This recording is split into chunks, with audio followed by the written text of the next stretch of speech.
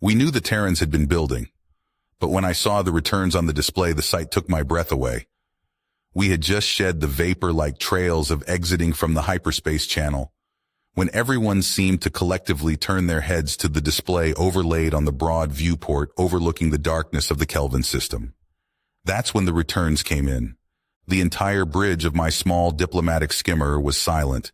Even my adjutant Kazia had stopped her incessant squawking. Terrans, or humans, as we had initially called them, had a fleet on hand that was, to be blunt, absolutely terrifying.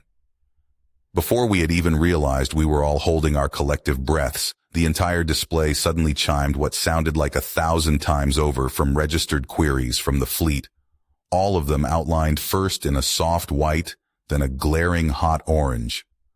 Weapons were being locked. For a moment, a dread-filled moment, I wondered if this was how a diplomatic career of over 230 rotations was going to end, evaporated under a hail of fire from a fleet that shouldn't exist, from a people that every estimate said should have been subjugated or enslaved 12 times over. The orange hues faded as quickly as they began, however. That's when I breathed out. I ruffled my feathers to cool myself. The natural instinct to take flight when danger presents itself still has its side effects. You know, the rush of blood to heat the body to withstand the wind and cold. The sudden rigid arch of my wings that needed to be compelled to relax. The sublight engines had already kicked on, but we were in idle station holding. I don't think my navigator wanted to approach what was waiting in the dark. My species has never liked the dark. The endless night outside the viewport looked like a house's doorway, unguarded with its door open. In the dark, like I was seeing out of the viewport, we would sit in our homes and close all of our windows, hiding from the night, like it was a predator. In times of fear, when faced with the night, some of our more shameful kind would squall and push themselves against the furthest wall from the dark, praying to the Great Mother, staring in wide-eyed terror at the darkness and hoping we didn't see the darkness looking back. Looking out of the viewport, we all felt something in the dark looking back. Only pinpricks of light were visible, and the distant dwarf star that anchored the system. The chime of a read-only message sounded, and I, to my credit, did not flinch. Cleared to approach. Dock with Thermopylae Station. Much had changed with the Terrans, and not all of it good from my government's view. I still remember a quip from a diplomat that had come from United Earth's government. It went something like, "What a change a year makes." Well, if my conversion from my planet's cycles to the Sol system's year was right, that conversation had happened nearly 90 years ago. Thermopylae Station didn't exist back then. The government of United Earth didn't exist anymore. Nothing about the species we had once called humans remained the same, except their general appearance. What a change 90 years make. 90 years ago, I was happy to meet the United Earth delegate, a pleasant man with dark skin with a name that our translators struggled with. He eventually just consigned to allow us to call him Toombs, which wasn't his real name, but then again, my own name he couldn't pronounce. He had called me Tika. It was a pleasant sound when he said it. They were so optimistic, the humans, ready to work with us, ready to sign combined research treaties and trade agreements. They preferred diplomacy, trade, and exchange between themselves and others. They were excited at every chance to learn about the cultures of the universe. I knew that that wasn't the case today. My eyes darted to the shapes that were becoming visible, the ships and the distant but ever-expanding Thermopylae Station. Interesting fact about the Terrans. Kazia chirped, "This station is named after a battle, where a small group of warriors held off a massively superior enemy in their homeworld's history." I said nothing, but the name was appropriate. My own people, the Turinika, border the Vral, and long ago we consigned ourselves to the knowledge that our galactic neighbors would come at us at the first sign of weakness. They view our pacifism as beneath contempt, our worship of our God laughable. In fact, the Vral view very little as sacred besides strength, which luckily, even though we view its use as distasteful in the extreme, my people have in abundance with our fleets. I can admit to a certain level of exhaustion in dealing with the Vral at my government's request. No message I had sent in my long time as a diplomat was ever replied to or even acknowledged. In the time I've been a diplomat, even before I met Toombs, we had watched the Vral swallow two species back to back, until only the small nation of Chua stood between themselves and United Earth's territory. The Chua were a proud people, stubborn, but very proud. They simply wanted to be left alone in their small corner of space, and the humans, while disappointed by their lack of desire to engage, respected that, as did the humans' galactic neighbors, one of which being my own people. The fall of Chua's northern galactic neighbor, the HFY, stunned the entire galactic community. While everyone expected the Vral to test the HFY, no one expected them to fail that test so spectacularly. It took the Vral only a cycle to take all of HFY space, and when the Vral took space, they made sure everyone knew about it. Needless to say, for weeks after the Vral took a planet, you didn't want to turn on the holo if you were close enough to their space for their broadcasts or didn't have an encrypted receiver. Any complaints made in the galactic Senate chambers would be drowned out by the sick, wet sound of Vral laughter. It was during one of those sessions, fresh off of a broadcast of the HFY being hunted for sport, of HFY youths being shackled and branded in front of their birth givers that were then executed, that the Vral ambassador came into the galactic Senate, turned to the Chua's seat, and in front of all the senators present, declared war on the Chua. The Chua ambassador just sat there quietly. My emotions flew to him. The Chua only possessed 4 worlds, but those worlds were connected to the wider galaxy by 8 primary hyperspace lanes. A war against the Vral wasn't a war at all, it was an execution. We of the Taratanti live very long lives, and memory is a fickle thing. But I remember the way Toombs looked as he stood up from the United Earth seat directly behind the Chua ambassador and immediately walked out of the Senate hearing. The Vral ambassador had not even reached his seat before Toombs returned and walked directly to the side of the Chua ambassador and whispered something in his ear. It was the first time the Chua ambassador had moved, turning to the human which towered over them, and bowed his head in what I know to be their people's expression of utmost gratitude and acceptance. Toombs then stood and loudly declared that United Earth would be honoring its defensive military pact with the Chua Republic, and formally declared war against the Vral. To this day, I can't remember ever knowing about such a pact. The Vral turned back to the two, the Chua ambassador and Toombs, and laughed. At first I thought it was blind arrogance, or maybe self-preservation that caused the humans to jump to the aid of the Chua. It wasn't, at the end of the day. United Earth had long seen what the Vral were doing as predatory and disgusting. Toombs declared on several occasions that the Vral were just bullies, and that the only way to stop a bully was to stand up to them. My people had entertained notions of joining a loose coalition that would stand together against attack by the Vral. But that was all they really remained, entertained notions. The humans of United Earth had, for years, been trying to form that coalition after bringing us the idea. They had been in talks with my people, the Shivis, the Bilaxi, the Duma, and even the Kolra, who responded to most requests for contact with the vilest insults they could transmit. As far as I knew, no one wanted to join with them, believing it would provoke the Vral. As my shuttle passed underneath the shadow of one of the massive human battleships emblazoned with the mark of the Terran front, I wonder if the Bilaxi, Dumat, Kolra, and a few others had regretted not taking the hands of the humans when it was offered. Once again, the shuttle had fallen silent. I had been in a system very similar to this one, looking at a fleet of smooth lines, lit up like a proud standard. United Earth's symbol had been emblazoned on every silvery hull, and while the humans were nervous about the war to come, they were proud to stand in defense of another, something I found quite noble in them. Forgive my ramblings. They say when a Taratanti reaches elderhood, they spend most of their time remembering fondly days past, but I can't help but remember it now. I again am wondering what I am preparing to walk into.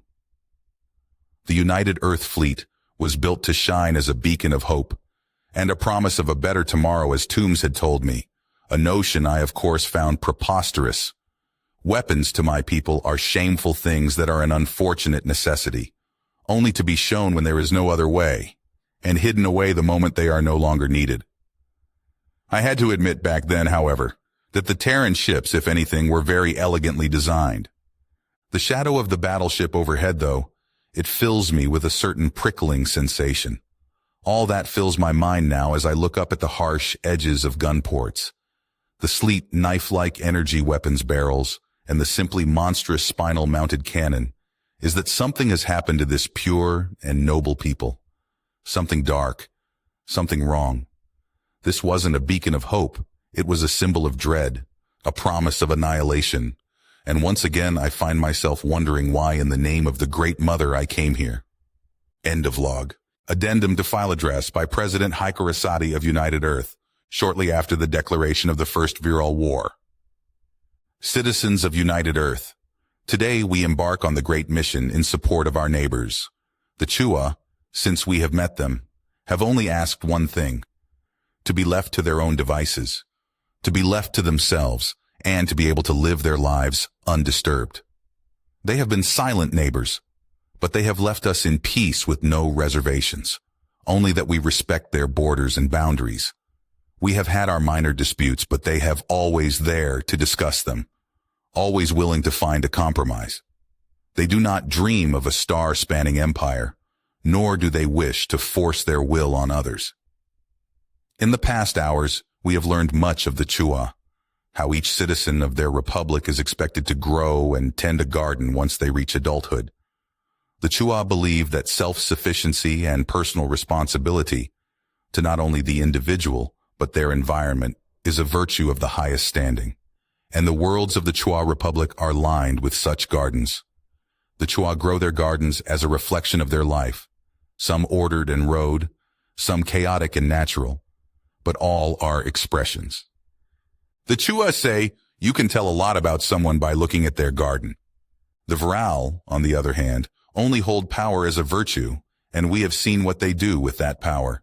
You have made your opinions known, on social media, to your representatives, and now we have made our opinion known, the galaxy.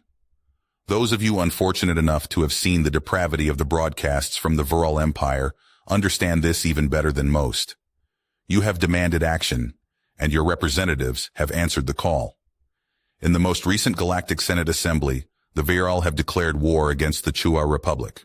The Chua gave them no cause, they made no offense that would give the Viral any reason to attack. The Chua are no threat the Viral, and have made no mentions of interfering, not because they did not view what the Viral were doing as wrong, but because they did not have the strength to do so. Well, we of United Earth have the strength and the will. What we do now as a people, we do not do for glory, for honor, or for acclaim. We do this because it is the right thing to do, the just thing to do. As of today, in defense of common decency, in defense of those virtues that we hold so dear, we join in common cause with the Chua. To our citizens, you have been heard. To the fleet and ground elements of the United Earth, ride now to the frontier of our space and beyond, and hold back the darkness that threatens our neighborhood of stars. I now say this to all the peace-loving, earnest, and honest species in the galaxy. Come join us. Join us as we say enough to the concept that might makes right.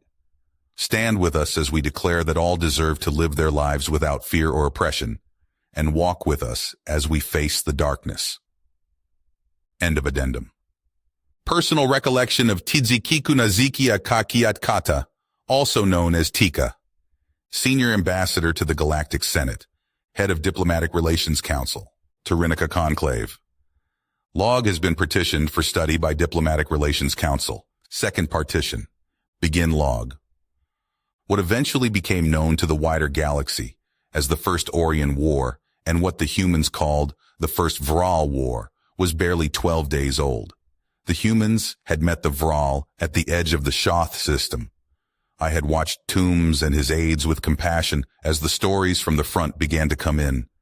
My own people still sing a song of the bravery of the United Earth First Fleet, the first to arrive, diving into the fight between the Chua and Viral, saving the Chua fleet from annihilation and holding the line even as the odds began to stack against them. As the United Earth 2nd, 4th, and 5th Fleet arrived to relive them, Toombs was already speaking about this station. As we passed under the shadow of the battleship completely, I finally turned my eyes to the station. I still remember Toombs when he spoke of the pace of its construction. I never saw it in person, none of my people have. Now, almost 90 years later, I'm seeing it for the first time. Designed as a small refueling outpost, the entire station had been overhauled at an almost reckless speed. At the start of the First Viral War, it was barely 2 kilometers long. Now it was almost 200. "Great Mother!" I heard the trill from one of the younger aides, but I didn't look back to see who had broken the silence. No one was speaking. We all were looking at the station. If the ships of the Terran front filled me with a promise of dread, then Thermopylae station filled me with awe and a disquiet that shook me down to my chest. There was nothing beautiful or powerful looking about Thermopylae. Thermopylae station was a wound in space that had never and would never heal. They say the station was built with the hulls of broken ships that limped or were towed back from the front, Xia whispered to us all. The armor plate was welded into place to provide extra protection. The weapons, shields, everything. Thermopylae showed all the evidence of those words being true, and I knew it was true. Thermopylae was a floating hulk, with scars that had been repaired but never replaced. New plate had been welded next to what remained of corvettes and destroyers.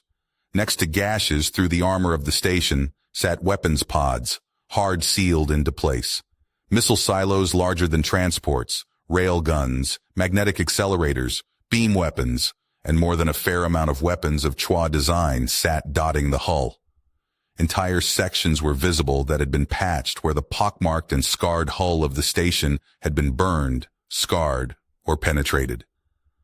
As I let my eyes follow the abstract lines of the hull, I saw a ship designation symbol, UES 2265, and a name, UES Bonneville. I felt my mind drifting back to Toombs again, back to the Galactic Senate offices, where I stood with Toombs those 90 years ago. Word has come in that the first is so badly mauled it's been cycled completely back to Shoth Prime to help the evacuation. He had said to me. I rustled my feathers in sympathy. "Your other 3 fleets? They hold?" I had asked, and Toombs had nodded. "Barely. They might be able to hold the line for a month, maybe 2, but every estimate we have heard of didn't even scratch the surface of how many ships they have." He had leaned back into his chair as I nestled myself on the perch he had supplied for me to rest comfortably in his office. "Even our own?" I had been concerned. Our intelligence was usually top of the line, beyond doubt. "Even your own," Toombs had said to me. Human faces are so expressive, sometimes I'm jealous of the way they can convey their exact emotions at just a glance. To show what he was feeling, I would have had to do a small dance, frill my crown, droop my wings. I wasn't jealous of his emotion then. "What shall you do?" I had asked, watching the human as he looked to me. Toombs leaned forward and placed his hands on the table.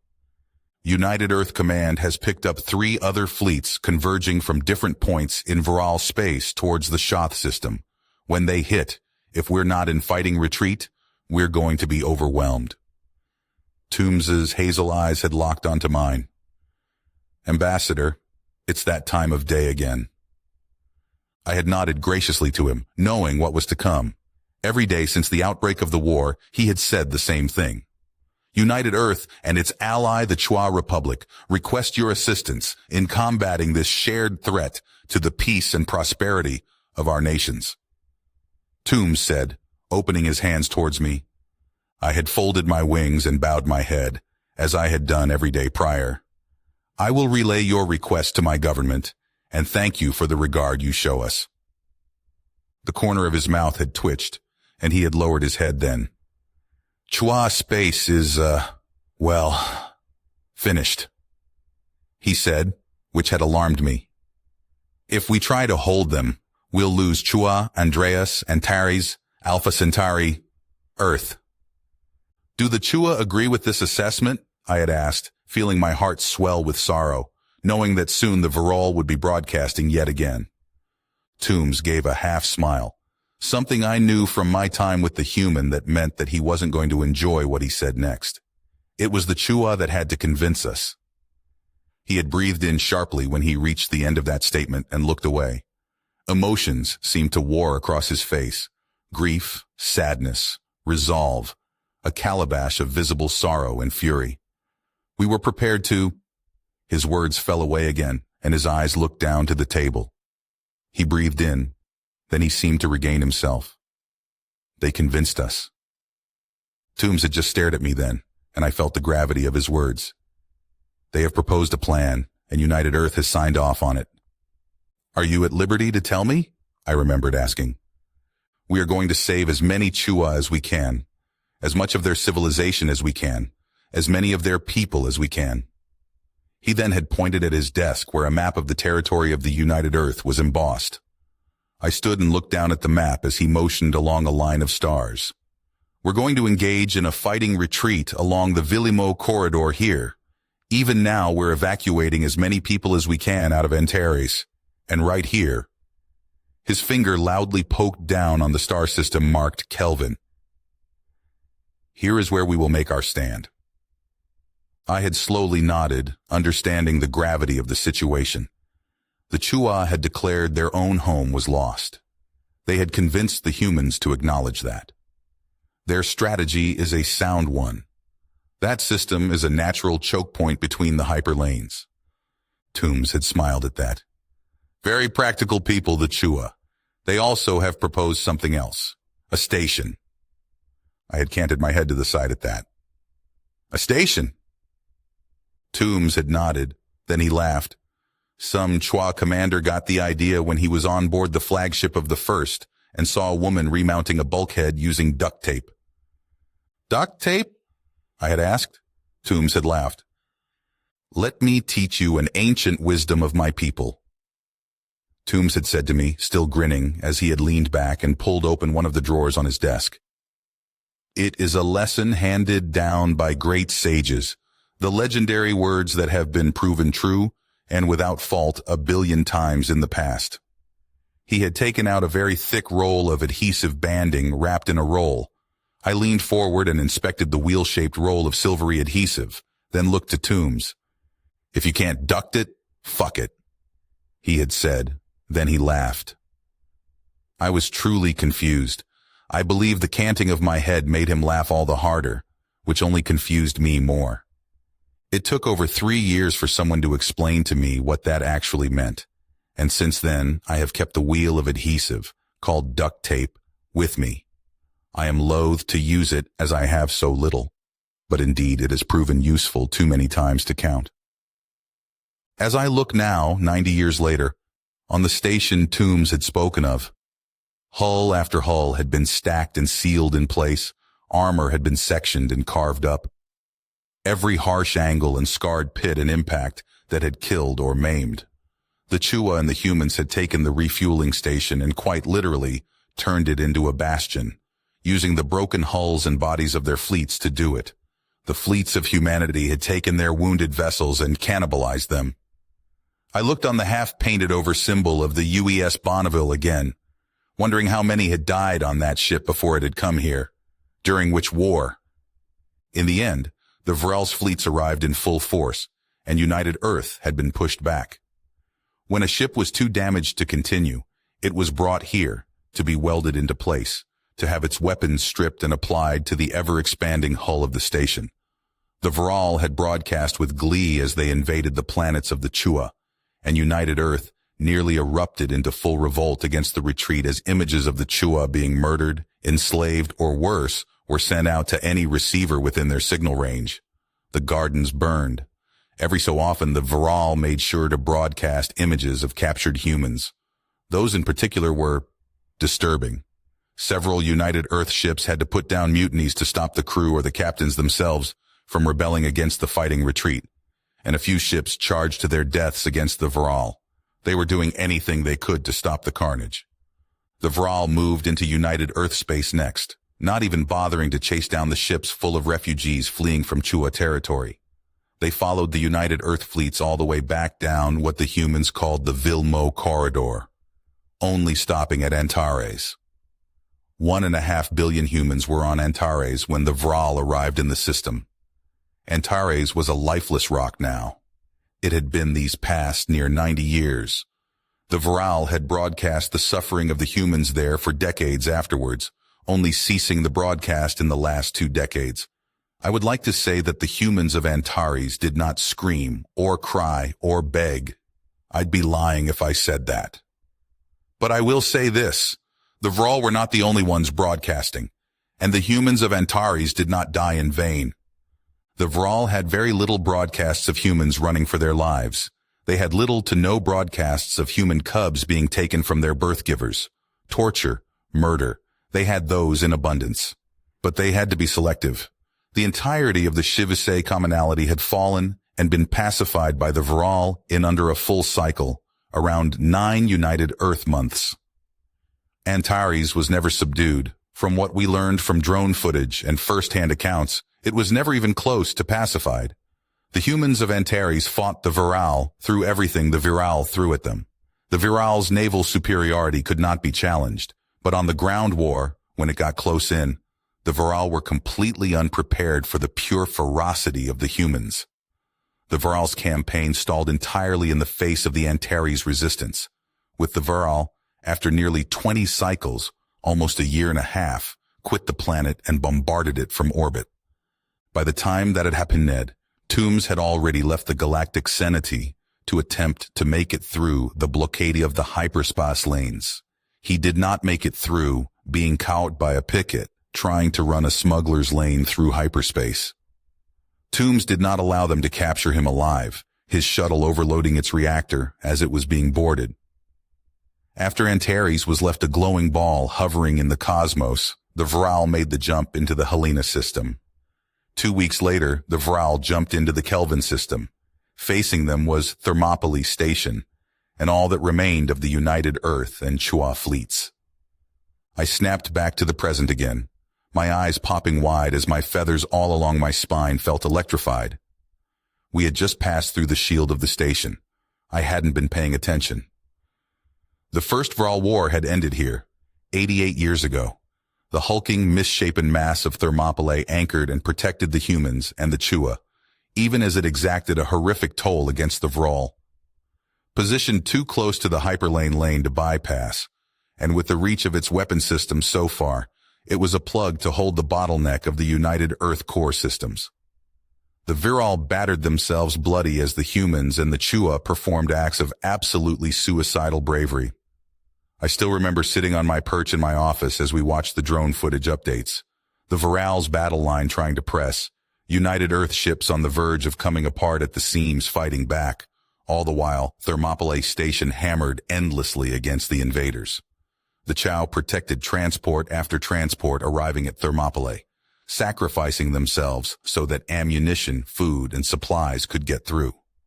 For 2 months, the Viral hurled themselves at the station and the fleet, trying to break them. Human and Chow ships would engage, fall back, repair, and in some cases, be added to the mass of Thermopylae. The armored fist of the Viral military finally gave way, and the hulking masses of the Viral battle fleet that were still capable fell back into Helena. The First Viral War ended in much the same way it was declared, with the Viral ambassador coming before the Galactic Senate and announcing the war was over. The Second, Third, Fourth, Fifth, and Sixth Viral War had all ended much the same way. Right here, with this floating mass of a station being the anchor that held the tide of the Viral back. As I felt the shuttle's pads touch down on the deck, I prepared myself to exit the shuttle. I stood slowly and made my way to the back towards the ramp that would flower open to allow me to step foot on Thermopylae Station. Just before one of my aides could reach out and tap the panel to allow that, I held up my hand and furled my wings. I took a deep breath in and craned my neck from side to side in a rare showing of discomfort. We are the first diplomatic mission that has been requested from the Galactic Senate in over 81 cycles by the humans. Most of them will not live longer than 120 cycles. A generation to them is 25 cycles, I said, turning my head to look at each of them in turn. That is over 3 generations of humans, between the last time we contacted them and now. All of you know your assignments.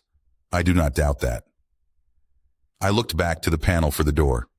I do not, however, know what the humans intend, or why they have specifically requested our species and myself to come. 3 things I demand in our time here. 1. Stay to your assigned areas. 2. The last time I knew them, humans like to gamble. Do not gamble with the humans, for you will lose. A few small trill sounds of laughter sounded, and I reached for the panel, but then I stopped myself. And 3. Remember where you are. We will be assigned a liaison, and if you don't know if an action would be considered disrespectful, ask. Do not do the action first, then ask later. My mind went back to my first sight of Thermopylae Station floating in the midst of the Terran Front Armada, a nightmarish collection of broken hulls and weapon systems forged from corpses of vessels that had held United Earth's defenders. For a moment I was silent, as suddenly a thought came to mind that I wish had not, but now that it had come, I couldn't shake it. I never read anywhere that when Thermopylae had been built, or in any brief I had gotten afterwards, that there had been any kind of attempt to retrieve the dead from inside broken segments of the hulls of which I was now surrounded by. We are standing in a graveyard of their heroes. Do not forget that for one moment. I reached out and tapped the blue panel. It glowed white, and the inner workings of the shuttle spread apart. The ramp began to extend as I took my breather clip from a panel and attached it to my beak, even as the wash of air from the hangar billowed my robes behind me. I slowly drew in a lung of air, feeling the breather clips draw against my breath as it filtered the gases the humans breathed that would be dangerous to me. Down the ramp, I saw a human standing with his arms at his side, his hand pulled to his brow in a salute, but my eyes were drawn to a mural on the hangar's exit partition, the last thing anyone would see leaving the station. "What is that? What does it say?" One of my aides whispered to another. I stared up at the mural. I had seen the picture that the mural was modeled after.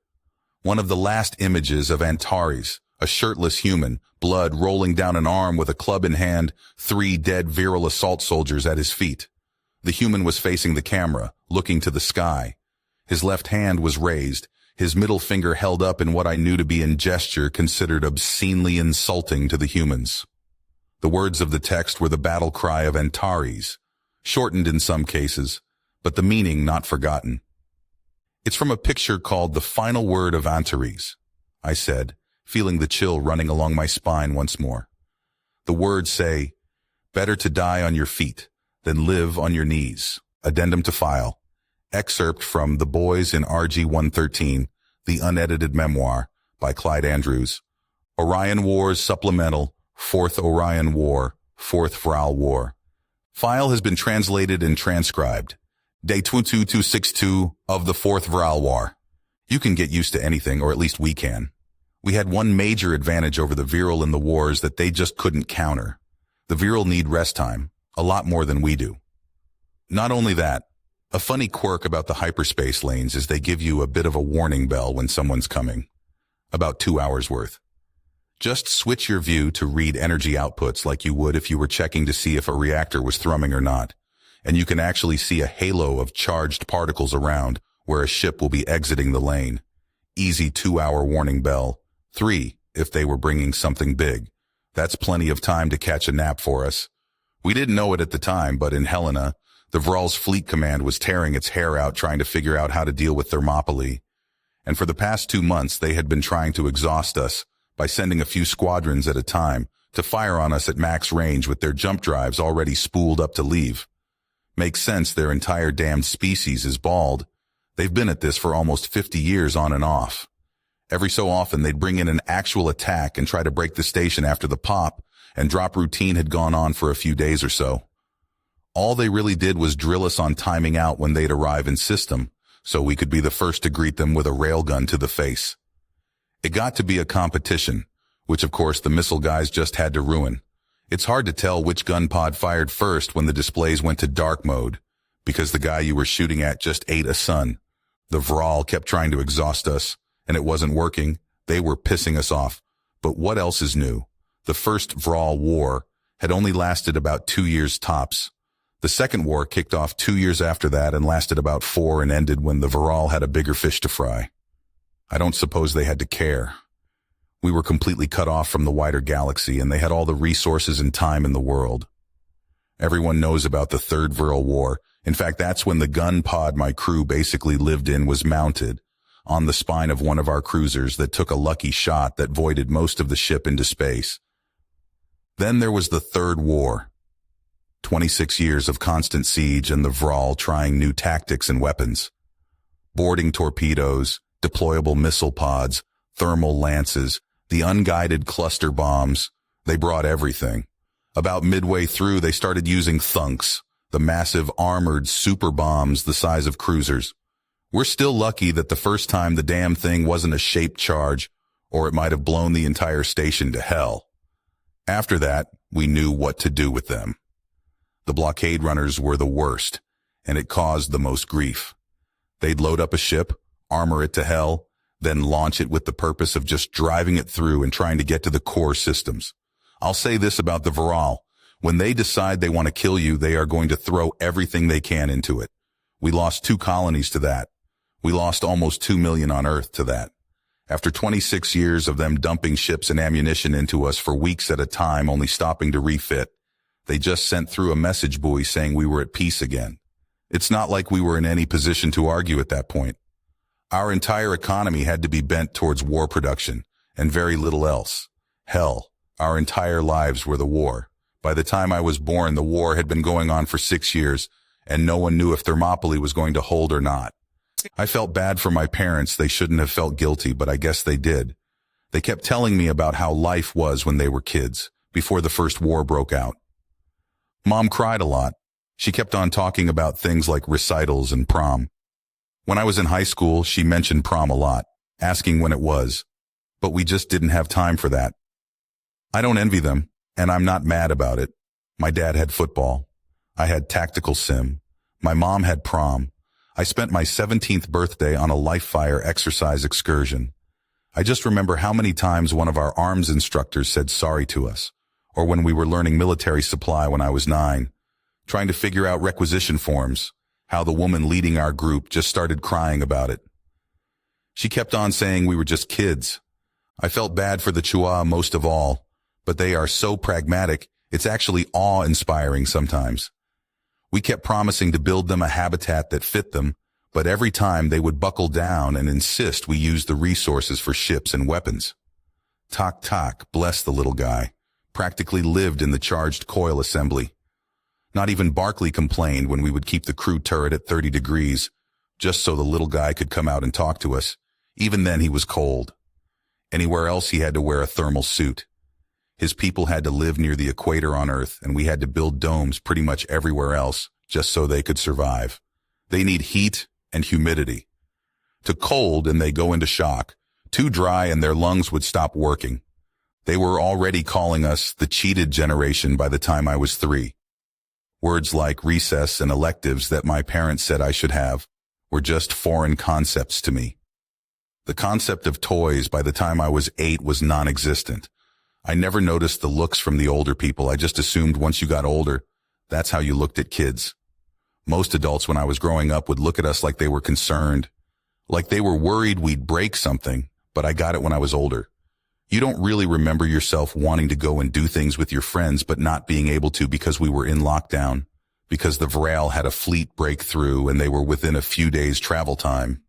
My mom telling me how my dad spent 6 months trying to catch her attention, and the almost mystical story of their courtship meant legitimately nothing to me considering what my relationships were like. None of us had time for any of that. We just never had the time. As I got older, now I understand. They weren't looking at us like we'd break something. They were looking at us like they were the ones breaking us. A kid shouldn't be having duck and cover drills. They shouldn't be learning basic survival skills or how to survive in the event of a bombing. We shouldn't have been learning basic weapon drills or improvised weapons for self-defense. We shouldn't have had practice drills where we reported to the armory, drilled up, and went forward to fight off an invader. We were kids. My son is a kid. I listened to my mother talk about playing when I was a kid, that she wishes I could play more. It sounded almost insulting back then. Play? What the hell was play? I don't want much right now. I just want my fucking son to play. I want him not to be taught like I was that death can come from above at a moment's notice. I want him to see him running around doing things without getting yelled at by drill teams. I want to see my son laugh at something other than the same gallows humor that is all we seem to know anymore. I can't, though. He has to live. He has to live more than anything. So Dad has to go light years and 12 hyperlane jumps away to sweat his ass off in a railgun turret for 6.5 months, while he has to learn how to clear a jam from an A95 ramjet pulse rifle. Why? Because of the viral. Because of those laughing, split-faced, drooling savages. We thought after the Third War they would have had enough. After everything they tried, they'd be leaving us alone. But they haven't. Wiping out as many as they have isn't enough. Enslaving as many as they have isn't enough. They want us all. Now here we are, 6 years into the Fourth War. It's just us and the Chua, and that's it. I know there are others in the galaxy. We learned as much in school. So where the hell are they? How can they just sit back and watch this? The death. The destruction. I learned how we stood up for the Chua. Does no one else in this universe care about anyone but themselves? We've been fighting the Viral almost non-stop now for damn near 50 years, and we've always been on the knife edge of them breaking out and taking over, because there's no way that we could stop them if Thermopylae ever fell. One day, this is going to turn. They're going to push too hard and lose too much. And when that happens, we're going to go after them as hard as we can. We're going to find all the people they took. We're going to find all the Chua, and we're going to bring them home. We're going to free all the people the Vral have taken. We're going to make this right. I know it's a pipe dream right now, considering how we're living day to day. But one day, we're going to do it. We're going to do what everyone else should have done. We're going to do what they could have done but just didn't, because if we don't, we deserve to be wiped out. We're still here. We're still fighting to survive. But damn it, I want more than survival. I want this to mean something. I need this to mean something. It's almost time. I just reached over and checked my sight. We've got about 10 minutes, at the most, before we're in the middle of it again. I'm going to put this down and get the crew up. Talk isn't back from the infirmary yet. He almost killed himself 3 days ago trying to keep up with us. The Chua have the same rest and sleep issue that the Viral do. But no one in this gun crew will ever say a bad word to him. And anyone that does is getting stomped, and that's a fact. Barkley just came back in. He was visiting Tok. He said, and I quote, "The gecko-looking bastard wanted me to smuggle him in here. Damn, I love Tok. Drake is already prepping rounds for autocycle. It's time for me to recycle the gun mounts and sight in. The 2 hours is almost up. They're coming." Addendum to file. Electronic correspondence between Victor Prolinsky and Shielak Zisav Q. Fourth Viral War, Fourth Orion War. Shiz, we launched it today. Oh my God, it's a beautiful thing. And yes, I know I owe you a crate of pineapple. And yes, I will fall upon my knees and sing the stupid song of apology in front of your elders for doubting you. And no, I do not care at all if you were joking about that. We're already prepped to lay down another keel for the second of its class.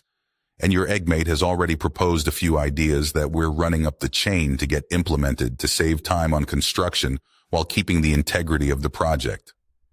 I knew I said it was going to look ugly, and on paper it does. But seeing it out here, it's a big, beautiful baby shiz. I was in the room with the Admiralty, and by the way, did you know there's a Chua Admiral now? Anyhow, they were talking about how they are already designing destroyers and frigates. And apparently after they launch the last 6 daily class corvettes, they are going to switch production entirely at the Mars orbital shipyards. Shiz, it's beautiful. The second that power plant turned anyone who had anything to say, shut up. It's huge but agile, and it's deadly as all hell. Just like you said it would be. They are going to unload the crew on Earth Station, and it's going straight to Thermopylae. Oh, by the way, something else. That thing you kept talking about. It's a go. I overheard the Admiralty talking about it. They're going to build a shipyard near a moon called Titan next to Saturn. And they are having 4 suborbitals built to build up the modules they are going to put into place on it. And addendum. Personal recollection of Tizikikuna Zikiakakiatkata, also known as Tika. Senior Ambassador to the Galactic Senate. Head of Diplomatic Relations Council. Tyrannica Conclave. Log has been partitioned for study by Diplomatic Relations Council. Third partition. Begin. Log. I finally turned my attention down from the mural on the wall to the human who was waiting at the end of the ramp. And although I had comforted myself on the entire journey in with thoughts of tombs, it is still a bit disconcerting to see what is so obviously a predator looking at you.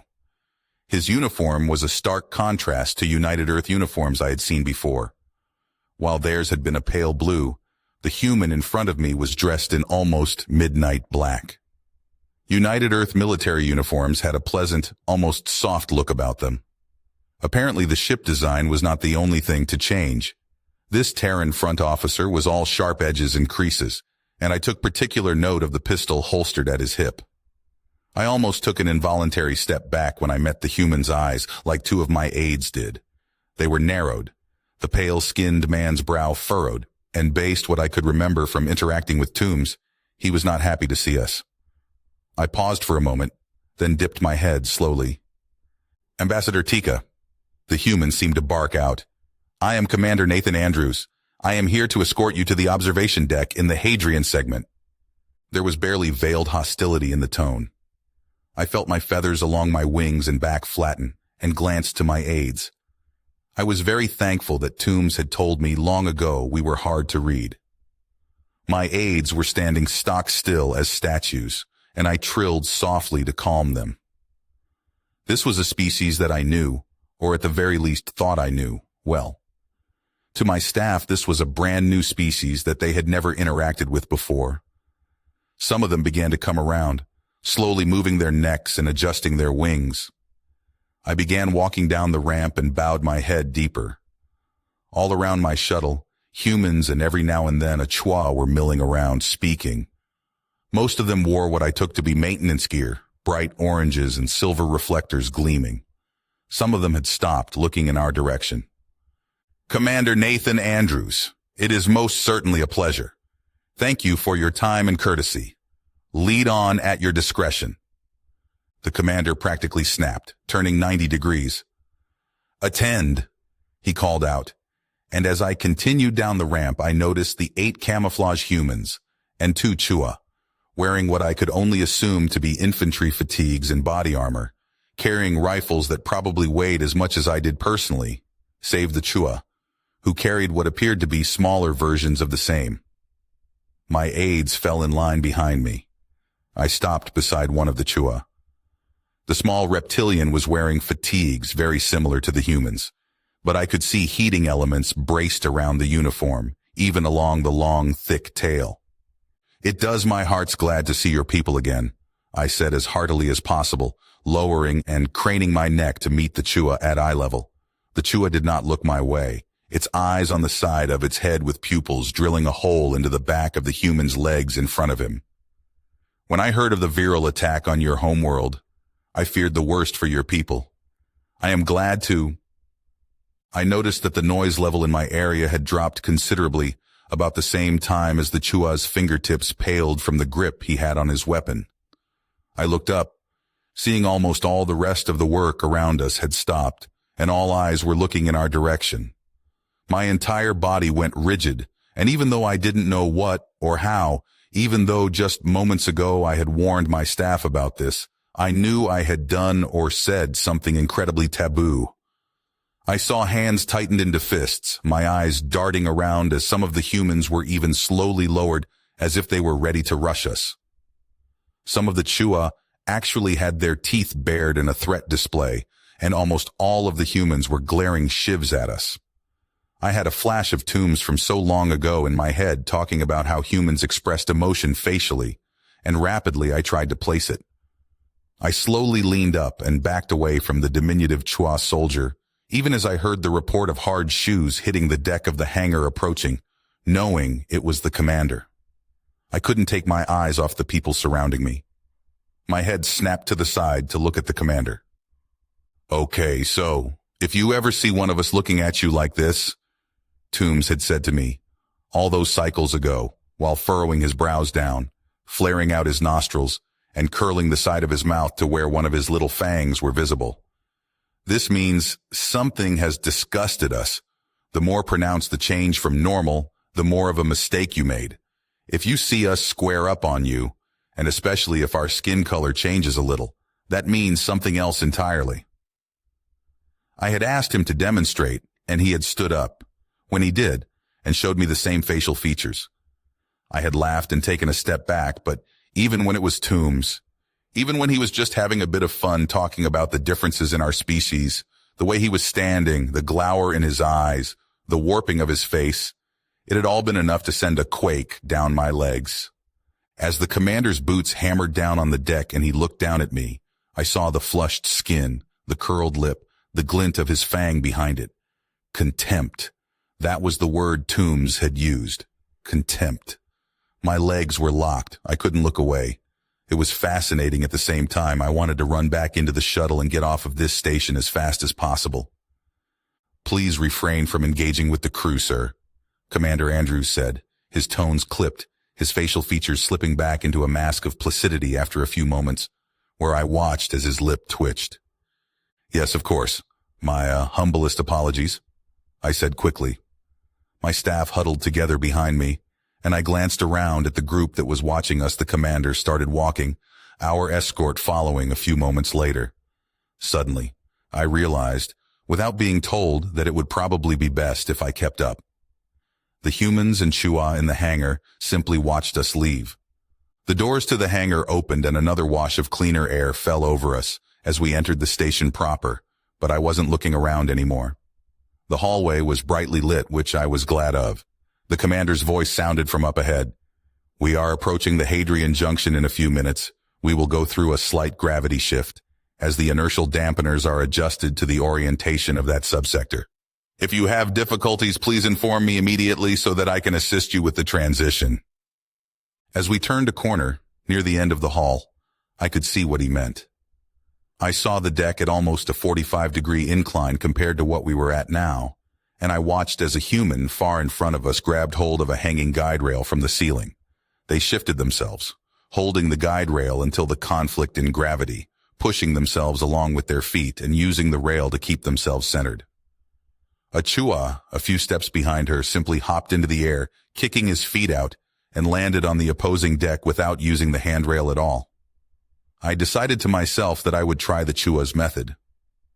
The commander reached the handrail and actually just pulled his feet up and swung one-handed before planting himself firmly on the walkway and turning to look down at us.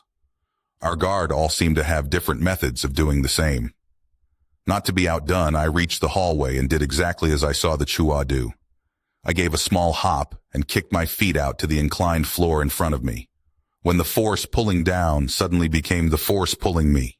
What felt like sideways, I tried not to panic, but I landed on the walkway and looked up towards my team.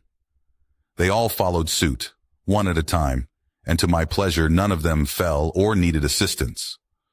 Once we were all on the same plane of gravity, the commander started walking again, and I fought down a sudden hit of nausea from the shift that had just happened, that seemed to come from nowhere. The hallway we were in now was a bit tighter, the flooring more tiled and less laminate. The walls were angled at the ceiling, and there were far more structural support trusses than in the hallway we had just left. "Commander, I take it that we are on one of the hulls that was placed around Thermopylae?" I asked, just to do something other than walk in silence with my stomach and gizzard in knots. "She defended us first as the Hadrian, a combat cruiser in service during the Second and Third War," he said, not turning his head to look at us. "During the later stages of the Third War, the Hadrian sacrificed herself and her crew, putting herself between Thermopylae and a graviton bomb." He stopped at a passageway intersection. The blast broke the back of the ship and ruptured the forward reactor. "The sternward half of the ship has become Thermopylae. This way." He motioned down the hall, and as I turned I saw an open door, and outside of it, space. I stepped through, and took a breath as I realized what I was standing in. The observation deck was nothing more or less than a segment of the hull that was completely missing and covered with what appeared to be a thick layer of what could have been glass for all I knew.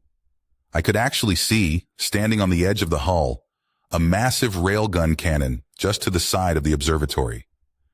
"Ambassador Tika, Tyrannica Conclave," I heard an almost melodious voice call out, and my neck craned to look for the speaker. I bowed my head and extended my wings in a gesture of acknowledgement and humility. Finally, someone who wasn't looking at me like I had just ruined their day, a marked uptick. The speaker was a human in a much more elaborate version of the uniform the commander was wearing. A female of the human species, her hair was gray, and her eyes didn't hold the off-putting glare that her kin had shown.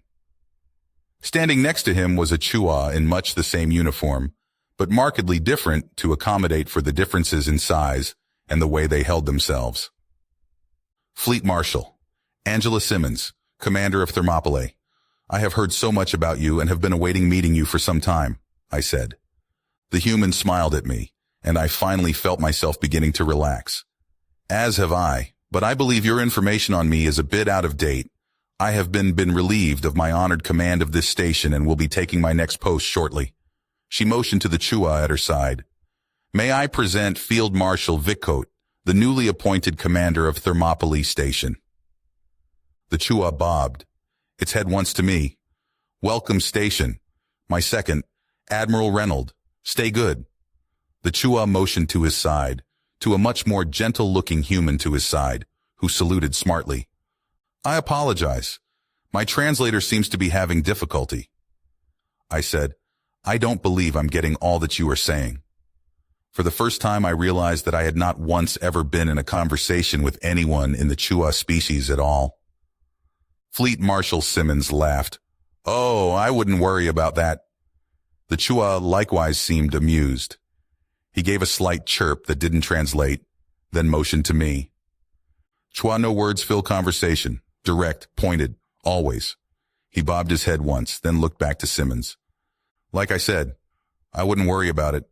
Everyone seems to have a lot of filler words in their vocabulary to the Chua people," she said, looking back to the diminutive Fleet Marshal Vikot. "He calls it flowery language, but really it's just a lack of vocabulary that they simply never found the use for. Anything that dresses up speech pretty much." "True, half-time talker silent," the Chua said, and I trilled a laugh along with them both. I felt all the dread and anxiety from my journey here and the walk to the observation deck falling away. When I heard I was going to meet with a military representative instead of a full ambassador, I did not know what to expect. But these two seemed pleasant enough. Both of them canted their heads to the side as an announcement came over the ship's communication speakers.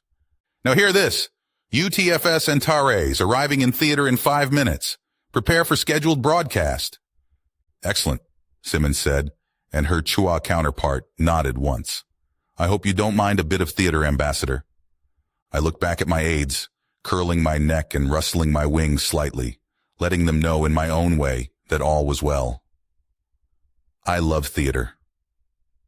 The fleet marshals walked to stand beside me and nodded once to Commander Andrews, who turned and with the guard, moved to stand by the hatchway we had come through. I noticed the door to the hatch was still open, and as I turned back to the fleet marshal, her head was turned up looking through the dome over our heads. A few moments later, Admiral Reynold came to her side and offered her what looked like a handheld transceiver. She cleared her throat, then looked down at her Chow counterpart, who was also looking at the stars and ships beyond. After a moment, she held down a button on the receiver. "All hands, this is the fleet. Cease all activity and heed my words. 90 years ago, we joined in common cause to fight back against cruelty, malice, and indifference. We engaged an enemy that had not found an equal, which found pleasure in inflicting pain, who had enslaved and viciously murdered any who stand against it." She did not stop talking, even as I glanced back over my shoulder as humans started coming through the hatchway, making way for Chua in their midst. The fleet marshal stopped, then continued after a few moments' pause. "We were beaten back. We saved as many as we could. Iziact, Zizma, Shivru, and Isa fell." Simmons looked down at Vikot, who only looked out at the stars. "Finally, we were pushed back to Antares. We could not defend Antares, but Antares defended herself. For a year and 6 months, the brave men and women of Antares stood against the Viral, and with their defiance, it gave us a chance, a singular chance, to shore up the walls to meet the tide, to make a fortress against the invader, to light one last candle against the darkness. No one spoke, even as more and more people came into the observatory. It was quickly becoming crowded, and as it did, we noticed that Commander Andrews and his guard were coming to form a circle around myself and my staff, or more appropriately, a barrier. The fleet marshal started to speak again. "You stand, we stand." All the humans in the Chua stomped their feet and yelled at once, causing me to flinch from the suddenness of it. Simmons continued speaking, having given them time to repeat the affirmation. "In that fortress, the bunker that has safeguarded our homes and our sanctuaries, the shield that has protected us, the bulwark forged from hundreds of hulls and millions of lives spent to give us a fighting chance, you stand. We stand." The entire station seemed to thrum with the sound and vibration of stomped feet. "In the halls, your fathers did. In the weapons pods, your mothers did. Tending the reactors, your grandfather did. Manning the flight deck, your grandmother did. You stand. We stand. Repairing wounds in hulls that died long ago, eating in mess halls that have served billions. You stand. We stand. Ready to meet the threat of the invader, the enslaver, the butcher, the Vrail. Fuck the Vrail." The shout came from somewhere I couldn't see, and there was a sudden thunderous roar of approval, and the floor seemed to vibrate with the stomping of feet. The voice had carried over the receiver to Great Mother, alone knows how many ears. "They are not my type soldier," Simmons quipped, chiding, and for a split second I thought there was going to be a disturbance, but the laughter from the humans and the chittering of the Chow next to Simmons made me blink. After a few moments of letting the laughter die down, she continued, "Every man and woman, every mother and father, every eggmate, every spouse, every child, every hatchling, all of us. We have made sacrifices and dealt with hardship. We have experienced loss. We have seen lives that should have been full of promise cut short. In 90 years, we have spent 78 of them under siege. We have bled and died, won and lost. We have suffered so that one day we could stand here, in this station, for this moment." My neck snapped to the back as the light cast by the Kelvin system seemed to get swallowed, plunging the observatory into artificial light. My eyes widened as I looked up through the observation screen at a hull that was so enormous it dwarfed the already terrifyingly large vessels that we had flown in and around. If the sight of the battleships had filled me with dread, the sight of this almost struck the life from me. Dark, jagged hull segments were interlocked with railguns and laser batteries the size of destroyers, missile pods that were on display coming out of hull plates with more warheads than I could count, and more weapons the make and model of which I couldn't even begin to understand. It was an absolute avatar of war. It had to be as large as the station itself. The entire deck was completely silent, and I couldn't pull my eyes away from the sight of the horror overhead to look at their expressions. Suddenly a small vibration was felt on my side, and I reached for a small pouch on my belt. I noticed all of my aides were doing the same. I pulled out my small data pad, and on the front was a message from my attaché on my homeworld, asking if we were aware of the signal being transmitted. I opened the message and heard an almost muted version of the very speech I was listening to, only with a few seconds delay. This speech was being broadcast to the wider galaxy. I quickly input a reply, letting them know that I knew of the address, and to stand by. Simmons suddenly began shouting, bellowing into the receiver, and my head snapped to look at her, seeing fresh tears streaming down her face. Let the memory of all those years serve as an example to us all. The dead cry out, the living cry out. And to those who are held in bondage, know we have never forgotten you. We have refused to forget you. As we ride out, we will hold fast the sacrifices that our ancestors made for us, and that we have made for those who come after. Officers all over the deck were trying to keep people from shouting, and for a few moments I was afraid we were about to be swallowed by an absolute riot of fervor. Our people do not cower in fear when faced with the cruelty of this galaxy. We do not yield when we face the indifference of some in it. We stand. "We stand," came the thunderclap of a response. "We stand," Simmons yelled again. Again came the response from what seemed like the entirety of every soul on the station and in the fleet overhead. Simmons' voice cracked as she roared the declaration again, and the affirmation was simply deafening. "And we are still here," she thundered into the receiver. The humans seemed to erupt. The Chua were lifted onto shoulders as Simmons held the receiver up, keeping it keyed so the sound of the fleet could echo into the galaxy. I suddenly realized I was huddled with my staff together in a tight knot. The fleet marshal reached up and made a motion with her hand. Quickly the noise began to die down, others repeating the gesture, quieting each other as all eyes looked to Simmons. She was still holding the receiver down. I felt like I couldn't breathe. I was staring at her with my beak hanging open like a complete dullard. "We're coming for you," she hissed into the receiver. A threat and a promise all the same. "All hands," she suddenly yelled. "Prepare to ride. Prepare for war." She held up the receiver again to a cacophony of noise. She held it up even as she knelt, and Fleet Marshal Vicat grasped her finger and patted her hand. She nodded to him before looking to me. Finally, she let go of the receiver and handed it off to Admiral Reynolds. She began stalking my way, an expression on her face that suddenly made me feel like I was about to be not just killed, but devoured. I backed up, running directly into my staff who were huddled behind me, and almost squalled in terror before I realized she wasn't heading for me, but for the door. I heard Vicat's voice over the station speakers. "All fighters, undock, host carriers. Prepare disembark fleet." Fleet Marshal Simmons paused next to me, even as Commander Andrews was making a way for her. I looked up at her. Tomb's lessons came back to me as I saw her expression. Disdain was etched onto her face. Disdain for me. Disdain for everything I represented.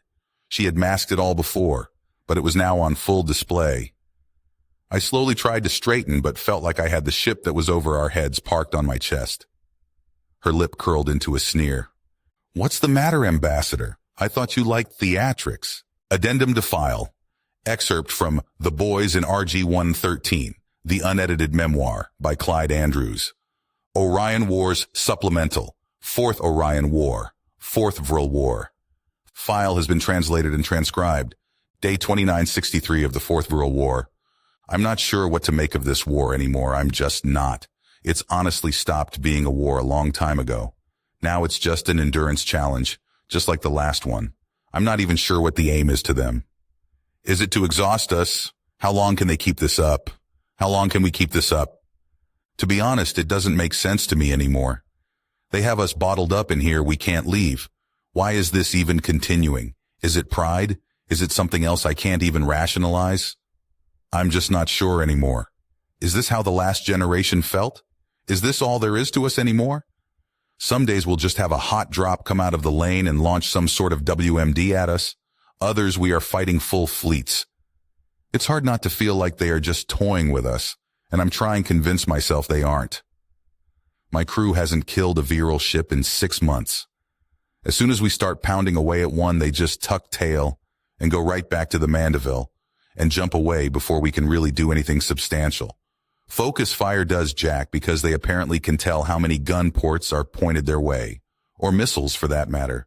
The only thing we have right now that's actually taking things out would be the mass accelerators. But even then, the second those things start to charge and swing towards someone, they all just kind of scatter, and they aren't bringing anything big enough that can't just do a quick 180 and nope out back to Helena either. They have bigger ships, more powerful ships, but it's almost like they are going to press us until we just fall flat over from exhaustion. Still, it's always nice to see a virile corvette with a crew that isn't on the ball get turned into shrapnel and missed. Every so often, I see one of our ships start to drift out of nowhere.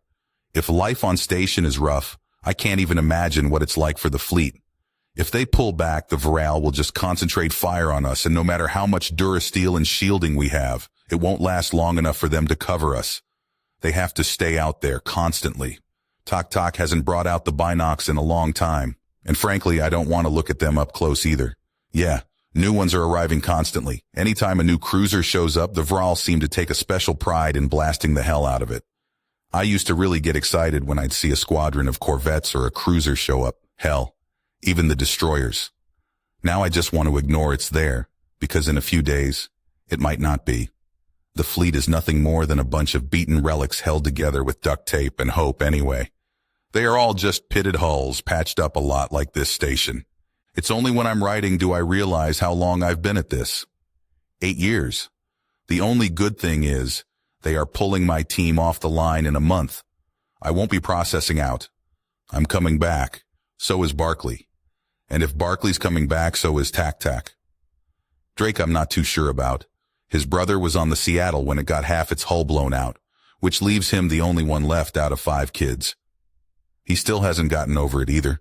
He's just pissed all the time. I would be too if I had been monitoring comms like he does and had to process that. End addendum. Addendum to file. Intercepted diplomatic corps message. Ambassador Vitsikau to the Empress Supreme of the Baraki Order. Exact date of message estimated to be in the final stages of the 4th Orion War, 4th Viral War, my glorious Empress. I wish to inform you of news of the ongoing war between the Viral Empire and United Earth. My last missive spoke of a sudden spike of information coming from the Helena system. There has been a major development. This has been confirmed by 3 other sources other than my own. The Viral have suffered major losses against the humans in the Kelvin system at the station that the Viral have taken to calling the Druskal Alashi. Roughly translated, it's a monster from ancient myths of a hateful and spiteful entity that judges the unworthy. As you are no doubt aware, my glorious Empress, the Viral have not used their larger ships against the human station for the last near 30 cycles, choosing to keep them in reserve, while attempting to break the humans' resolve using a broad range of tactics. From what I'm being informed of, and please pardon your humble servant if this is not proven entirely accurate by time, the Lord Imperial had placed a new fleet admiral in charge after executing his predecessor for making no headway, as the last 12 have gone since this war began. I'm not sure who was given the reins of the United Earth Front as of this time, but before I had even the time to uncover the death of the old admiral, the new admiral had gone and hurled the entire Viral war fleet directly into the mouth of Druskal Alashi. Today, the Viral ambassador was absent from his usual place. Possibly he was monitoring the battle, but I'm unsure. What is sure, and what I have been able to confirm, is that even after all this time the humans held the station, the Viral have suffered what appear to be catastrophic losses. In fact, the Viral are already referring to this battle as the culling. My source within the Viral military has confirmed that the Viral Empire lost well over 1,000 vessels of cruiser tonnage and above. From what I've been informed of, the pride of the Viral fleet did not leave the Kelvin system, and that plus the other confirmed and unconfirmed losses placed the Viral battleship losses at near total. I'm actually still being approached by other ambassadors who are more than willing to let me know about Viral movements on their border, and their military chatter is at the highest level since the Brunel crisis. The entire Viral war fleet seems to be shifting ships towards the United Earth Front. News of this has pretty much stopped the business of the day here at the Senate. As you can imagine, there are many here that were quite nervous awaiting news of the conclusion of the battle once it was learned it had started. The Piraset ambassador had to be medically removed from his seat while we were awaiting updates, as his people have long been considered the Viral's next target for conquest. I believe he can rest easy for some time longer. The Viral are single-mindedly obsessed in their approach to war, and in their entire time being known to us, they have never declared war on one nation while another still resisted it. The Viral have been so utterly consumed with United Earth that I'm wondering if there is a religious component we haven't seen or have overlooked when it comes to the Viral themselves. As soon as I have the finalized data compiled and analyzed, I will of course send you a full accounting, if one even exists. The Viral have already initiated several lockdowns of communication going out of their empire. They even stopped those dreadful broadcasts. I fear for the slaves they hold, for the Viral have not taken the resistance of United Earth well in the first place. My glorious Empress, as I was preparing to encrypt this message, we have received an update to which you should be made aware. A Vikosi envoy just provided us with an intercept from the Viral, who survived the assault, who are making the claim that during the battle they were expecting to break through until a small fleet of ships with hull configurations they had not seen before entered the battle, much different than what they've encountered previously. I am forwarding several captures of some of these ships that were intercepted, and my sovereign, you will immediately see a stark contrast in previous United Earth designs that we have seen before. For the first time in 20 cycles, a message has come from the humans. They are apparently no longer calling themselves United Earth, and have renamed themselves the Terran Front.